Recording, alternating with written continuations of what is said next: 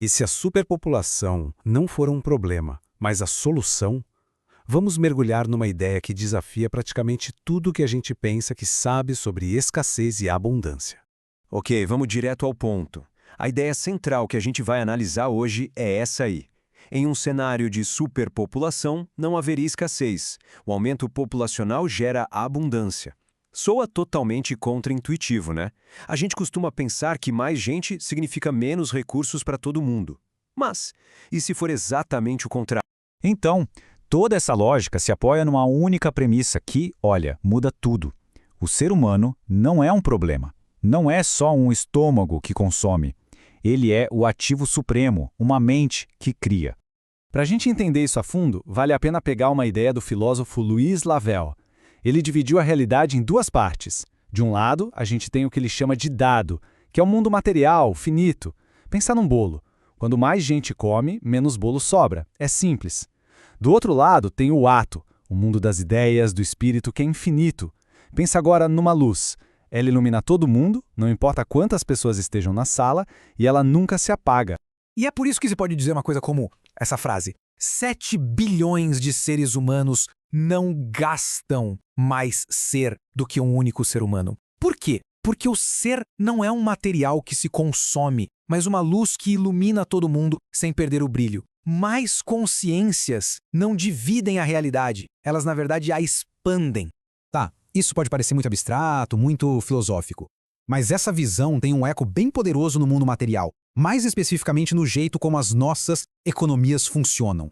E é aqui que entra o economista Julian Simon. Para ele, a coisa era clara. A mente humana é o recurso final. Não é o petróleo, não é o ouro, é a nossa capacidade de criar, de inovar, de resolver problemas. Esse é o verdadeiro recurso. E qual é o impacto disso em números? Pensa só na probabilidade de surgir um gênio, sabe? Alguém que vai inventar a próxima tecnologia que muda o mundo. Numa população de 8 bilhões de pessoas, essa chance é 80 milhões de vezes maior do que numa comunidade pequenininha. Mais gente literalmente significa mais chances de aparecerem soluções geniais. O ponto crucial aqui é que mais pessoas não significam pobreza. O economista Ludwig von Mises já mostrava que a população não cresce no vácuo, sabe? Ela cresce junto com o acúmulo de capital, de ferramentas, de tecnologia. Mais gente significa, no fim das contas, mais soluções para sustentar essa própria gente. E olha, isso não é só teoria não, é só olhar para os dados históricos dos últimos 200 anos. Enquanto a população mundial explodiu, o preço real das matérias-primas despencou.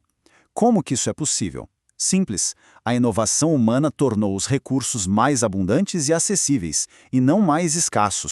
Essa tendência histórica é tão consistente, mas tão consistente, que faz a gente se perguntar: e se esse mecanismo de gerar abundância não for um mero acidente? E se o próprio universo tivesse sido projetado para isso? É uma ideia que ecoa em tradições muito, muito antigas.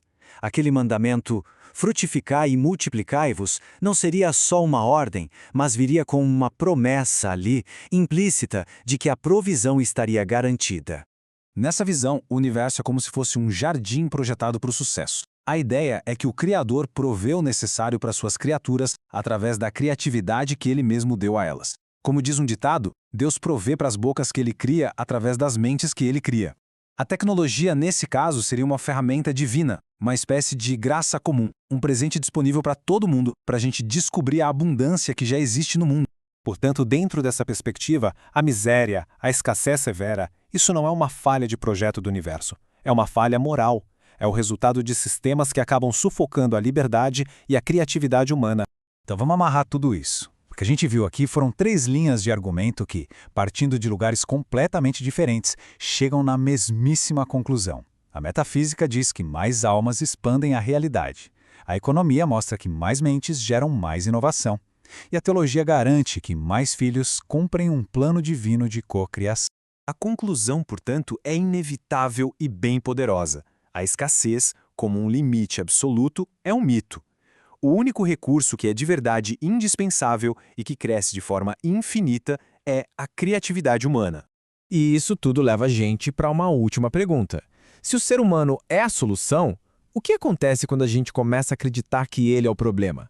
Qual é o verdadeiro perigo de acreditar nesse mito da escassez?